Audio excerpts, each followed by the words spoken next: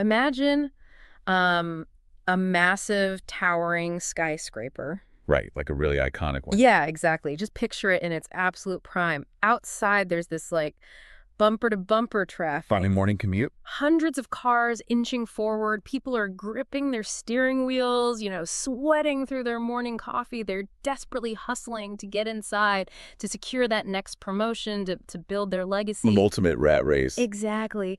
But now, I want you to fast forward. Imagine that exact same building, but now it's completely abandoned. Oh, wow, okay. It's a dilapidated ruin. The traffic is totally gone. The windows are shattered. The people are literally dust, and the silence is it's absolute. That is a deeply unsettling image. Right. But today's source material actually argues that this isn't just a possibility, it's a mathematical certainty. Hmm. And I am so glad you're joining us for this deep dive because, well, we're going to explore a perspective that will make you completely rethink every single ounce of effort you put into your daily hustle. It's an incredibly striking image to start with, I have to say. Mhm. And it perfectly captures the tone of what we're analyzing today. Yeah, the tone is definitely unique. It really is. We're looking at a philosophical essay from March of 2019. It's titled, Life Arranged Ingeniously, The Ordinary Life. Right. It was written by Guofeng, translated by Qinyu, and edited by Kair. And what makes this piece of writing so gripping, it's this really unique thematic blend. It's a lot to wrap your head around. It is. It combines this profound, almost ancient sense of cosmic fatalism with these really razor-sharp observations about, well, the ultimate futility of human ambition. Okay, let's unpack this. Because our mission today is to look at this text as a radically counterintuitive guide to surviving the modern world. Survival through, totally dropping out. Yeah, essentially. It tells us that the only way to win the game of modern life is to just absolutely refuse to play it. And to achieve that, we have to embrace total detachment and absolute simplicity. Because, let's be honest, trying to keep up with our current culture of constant growth and achievement, it's just exhausting. It's completely draining. It's like being on a treadmill, right? Where someone Yeah. just keeps turning up the speed. Or, I don't know, it's like trying to bail water out of a sinking boat by frantically pouring it into the other side of the exact same boat. That's a great way to put it. You're sweating, you're panicked, but you're ultimately just moving the same water around until you sink anyway. The text basically tells us to unplug the treadmill and, I don't know, move to the woods. That futile bailing is exactly what Feng is addressing right off the bat. But before we can really understand his radical lifestyle advice... Which involves some pretty extreme stuff, right? Oh, absolutely. Stuff like wearing ragged clothes and eating pickled vegetables. But before we get there, we have to understand the universe as he sees it. All right, the grand mechanics of it all. Exactly. The essay establishes this grand, sweeping view of existence that is governed by rigid, basically immutable mathematical laws. Time and tides annihilate emperors, generals, ministers. No one is spared. No one. Huge amounts of wealth just perish like dreams. And the core thesis driving all of this is the author's assertion that everything is destined. Everything. Everything. And that the sum of all positive and negative energy in the universe is permanently locked at zero. Okay, that concept, this whole zero-sum universe, that is where this text really grabs you by the collar. He really does. Because when you hear the greatest creator mentioned in the essay, your mind immediately goes to the traditional benevolent figure, right? The guy in the sky handing out favors. Yeah. Someone who hands out blessings if you just ask nicely enough. But that is not what this text is describing at all, is it? Not even close. If we connect this to the bigger picture, Yeah. the essay is laying out a system of absolute neutral equivalence. Like a cosmic accounting ledger? Exactly. A ledger that never, ever misses a single cent. The greatest creator, in Shui Fen's framework at least, never has special mercy for anyone. But also never intentionally abandons anyone, right? Right. It is a completely closed-loop system of karmic balance. If you exploit others, you will be exploited to the exact same degree. Wow. If you hurt others, you're going to be hurt. Even when people try to game the system, like when evil rages in the guise of justice or, self-interest parades around as the public good, the system inevitably corrects itself. The debt is always recalled. Which brings me to the part of the essay I found myself genuinely wrestling with. The trade-offs. Yes, because if this ledger is perfectly balanced, the author takes it to a terrifying logical conclusion. The text claims that every extra gain will become a loss and that joy is sorrow. It's a hard pill to swallow. It took me a minute to really wrap my head around this. Wait, so the universe is basically like squeezing a balloon? A balloon. How so? Well, if I force air into one end, let's say I achieve massive financial success, or I secure that giant house I've been wanting, does that mean I'm inevitably causing a fatal rupture on the other end of the balloon? Just to keep the pressure equal. Exactly. Does mathematically canceling out the value of all my ambition mean that getting a promotion guarantees a disaster somewhere else in my life? Well, it's actually a bit more complex than just a simple tit-for-tat trade-off. Okay, explain that. While the balloon analogy is great for visualizing the pressure, Shuofeng's argument goes much deeper into the nature of reality itself. It's not just that your success directly causes a separate, distinct punishment. It's not just karma striking back. Not exactly. It's that the air you're forcing into that balloon, Yeah. the titles, the real estate, the reputation, it isn't even real. Oh. The text refers to these things as passing clouds. The author distinguishes between the phenomena of our lives, which are constantly dying and fading, and the essence, which never changes. So the promotion is just a passing cloud. Right. So when you force that air in, you are wasting your life force fighting for illusions that, as the text really poetically puts it, lonely ghosts cannot find a place to settle down in. Ah, okay. So you're exhausting yourself to inflate something that is inherently designed to pop. Yes. And the sorrow isn't a punishment for the joy. The sorrow is literally woven into the fabric of the joy from the very beginning. Precisely. Prosperity, the text argues, always ends in a big mess. Whatever flourishes must die. So true. So if you're incredibly eager to achieve success, I mean, you might get it, but you will suffer from it because you've attached your sense of self to a passing cloud. You have made yourself heavy in a universe that requires you to be light. You have made yourself heavy. That is a Right. brilliant way to phrase it. It really reframes ambition, doesn't It it? completely reframes it. And that realization bridges us directly into what Shuofeng actually tells us to do about this heavy zero-sum trap. Read the practical application. Because he doesn't just leave us staring into the void of a mathematically bleak universe. He offers a highly specific, tangible prescription for how to live. And it is very specific. Very. And if worldly ambition is the trap, his solution is to just step entirely outside the snare. Yes, he offers this radical directive. He's specifically addressing what he calls virtuous individuals. And it's a call to absolute, almost extreme simplicity. Extreme is right. The demands are highly specific. The text says we need to avoid the urban noise and just return to the rural countryside. To pack up and leave. Yeah. It argues that life is a chess game we can't fully see through. So instead of trying to outsmart the opponent, we should just walk away from the board entirely. Raise a few chickens and ducks. Go watch the full moon in a field. And Yeah. then there is this quote, which is arguably the most memorable line in the entire essay, I think. Oh, I know the one you're going to say. Pickles and steamed buns warm the stomach, and ragged clothes are like honey to the heart. It is a beautiful sentiment, but we really have to be careful not to misinterpret it. Right. Here's where it gets really interesting. Because on the surface, this sounds exactly like that very trendy, modern cottagecore aesthetic. Oh, yeah, Instagram's full of it. You see it everywhere online. People leaving the city to bake sourdough, wear linen, romanticize a quiet life.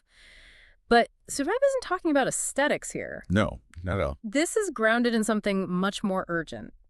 I have to ask, is the author just being romantic, or is this a survival tactic? It's survival tactic. Because he also casually mentions floods, big fires, and quiet pandemics. And keep in mind, this was published in March of 2019. What's fascinating here is that that context is absolutely vital. The author isn't suggesting you move to the country because it looks nice on a mood board. Right, it's not for the content. No, he is framing simplicity as armor.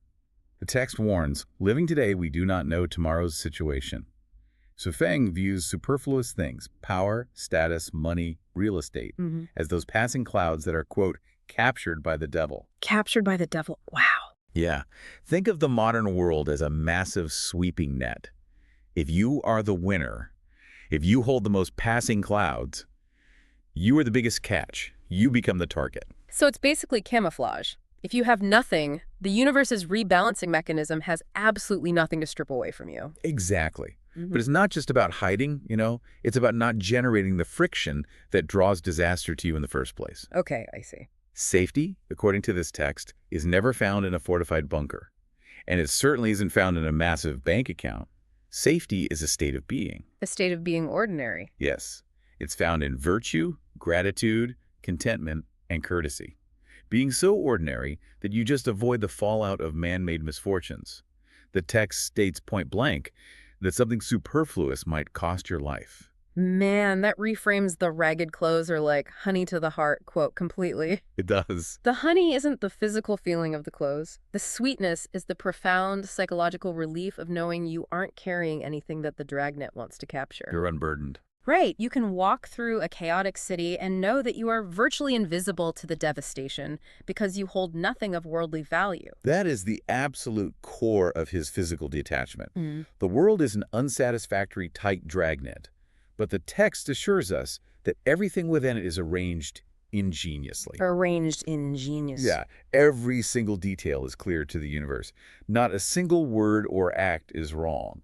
So if that dragnet is sweeping through the city centers, capturing the ambitious, the logical move is to just retreat to the countryside. Cultivate your own land. Cultivate your land, eat your steam's buns, and find what the author calls the benevolence of the divine across 3 lifetimes. You do this simply by refusing to participate in the chaos.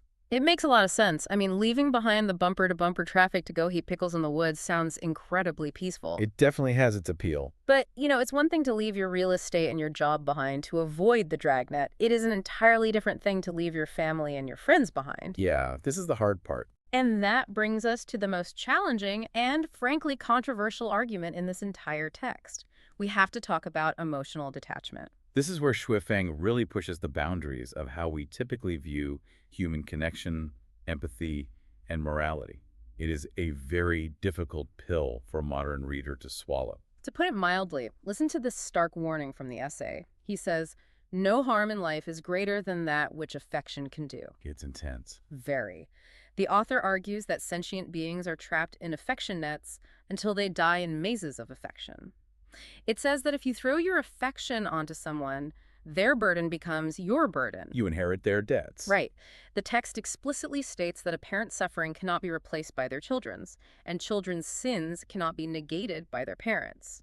We're told, in no uncertain terms, that we shouldn't disturb other people's life trajectories with our moral preachings or our so-called good intentions. It creates a lot of friction with our modern instincts, certainly. I really have to push back against the source material here because doesn't this sound incredibly cold? I completely understand why you'd say that.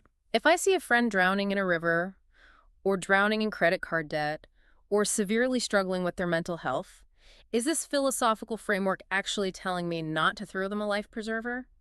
Am I supposed to just watch them sink because helping them would be, quote, disturbing their life trajectory? This raises an important question, and it's totally fair to push back.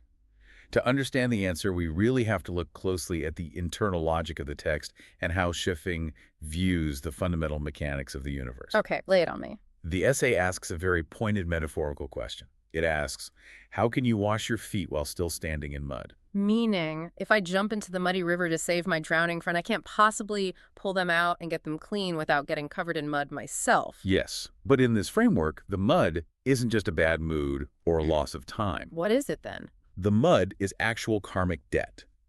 The text asserts that everyone has a life trajectory that is unchangeable. This ties directly back to that mathematical zero-sum ledger we discussed earlier. If you intervene, even with the purest of intentions, you might be working against the Tao. And just to clarify for everyone listening, when the text references the Tao, it means the underlying natural flow and absolute order of the universe, right? Correct. The Tao is the unforced rhythm of nature. The text warns that good intentions always create trouble because you cannot possibly see the full cosmic ledger. You don't have the big picture. Exactly. By throwing that life preserver, you are attaching your trajectory to theirs. You are voluntarily walking into their maze of affection. And the text notes that repaying debts by borrowing will keep you in debt forever. Oh, wow. Yeah. In this universe, human affection isn't just a selfless gift. It functions like a deeply entangled financial transaction. It creates endless ties, endless obligations, and endless suffering. But we are biologically wired to feel affection. I mean, if we aren't supposed to love people or attach our empathy to our families and friends, what are we supposed to do with all that human emotion? It's a lot of energy to just bottle up. We can't just turn it off like a switch. The author anticipates that, actually, and he provides a very specific outlet. The text advises directing your affection toward idyllic green mountains and blue rivers. It says that attaching your affection to flowers, birds, insects, and fishes is far more beneficial than doing so to people. Because a mountain doesn't have a karmic ledger. Exactly. Nature does not trap you in an affection net. A blue river doesn't ask you to carry its emotional burdens. A bird doesn't need you to negate its sins. That makes so much sense. Right. You can pour all the love and awe you have into a forest, and the forest will never drag you into a maze of moral obligations. And if you really think about it and reflect on your own life, think about the times you have tried desperately to save someone.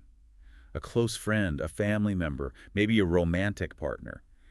How often did your intervention actually fix their trajectory? Honestly, rarely. And how often did it simply result in profound mutual exhaustion? How often did your good intentions just create more trouble, exactly as the text warns? Wow. When you frame it like that, it hits really close to home. It's uncomfortable, isn't it? Extremely. I think anyone listening to this can recall a time when they completely drained their own energy, maybe even ruined their own mental health, trying to fix someone else's life, only to realize years later that the person had to walk their own path anyway. They were always on their own unchangeable trajectory. Yeah. The text asks, how can you guide others to live well if you do not live well? It is a harsh reality, but there's a deep psychological practicality to it. It is a profound shift in perspective.